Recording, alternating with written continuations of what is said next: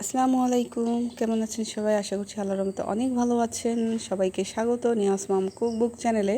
তো আজকে মজার একটি মাখা রেসিপি নিয়ে হাজির হলাম, পেয়ারা মাখা। ফ্রেন্ডস, পেয়ারা এক একজন এক এক রকম মাখায়। আমি একটু আজকে আর কি স্পাইসি করে মাখিয়েছি, সেটাই শেয়ার করতে চলে আসলাম আপনাদের সাথে।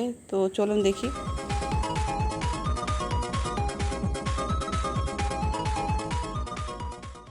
ফ্রেন্ডস, আমি এই পেয়ারা মাখার জন্য আমাদেরই গাছের কিছু সতেজ আর কি এখনই পেড়ে নিয়েছি। এটাই মাখাবো আজকে আর আপনাদের সাথে শেয়ার করব আপনাদের ভালো লাগা থেকেই। তো ফ্রেন্ডস, পেয়ারা মাখাটা দেখানোর মতো তেমন কিছু না, তা আবার দেখানোর মতোই আর কি, আনন্দটা ভাগাভাগি করার জন্যই ছুটে চলে আসা। তো এই যে আমি পেয়ারাগুলো ছোটো ছোটো কুচি করে নিয়েছি মশলা, এই যে কাসন বানিয়েছি নিজেই। আর এই যে ছোটো ছোটো পিসগুলো হামানের মধ্যে দিয়ে দিলাম। এটা কিন্তু আরেকটা টেস্ট, আমি দুই রকম মাখা দেখাবো। হাতে করে মাখাবো, আবার হামানের মধ্যে একটু ছেঁচে মাখাবো। দিয়ে দিলাম সরিষা, শুকনো মরিচ বাটা, হলুদ আর কালো সরিষা একসাথে বেটে নিয়েছি শিলনোড়াতে, সেটাই দিয়ে দিলাম প্রথমে।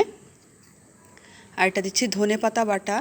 ধনেপাতা তো আলাদা একটা ফ্লেভার আসে, এটা আপনারা জানেন। হামানে আমি এইভাবে একটু মাখিয়ে নিচ্ছি।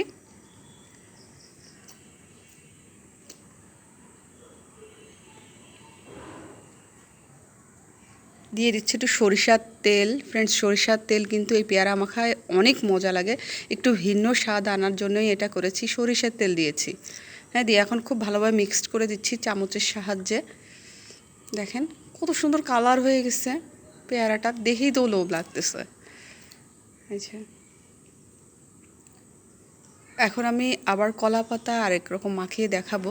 এই যে পেয়ারা কুচিগুলো কলা পাতায় দিয়ে দিচ্ছি। ফ্রেন্ডস, ছোটোবেলার আর কি শৈশবে ফিরে যাওয়া যায়, কলা পাতায় সবাই মিলে মাখিয়ে কলা পাতায় করে খাওয়া আর কি অনেক মজা। সেটাকে আবার একটু তুলে ধরেছি আপনাদের সামনে।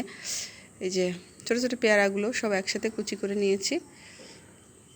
দিয়ে দিচ্ছি লবণ স্বাদ মতো। খুব ভালোভাবে হাত দিয়ে মাখাবো।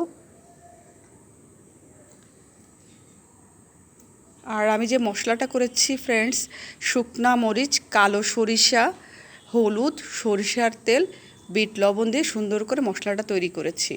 আর ধনে পাতা, দেখেন সুন্দর মাখানো হয়ে গেছে।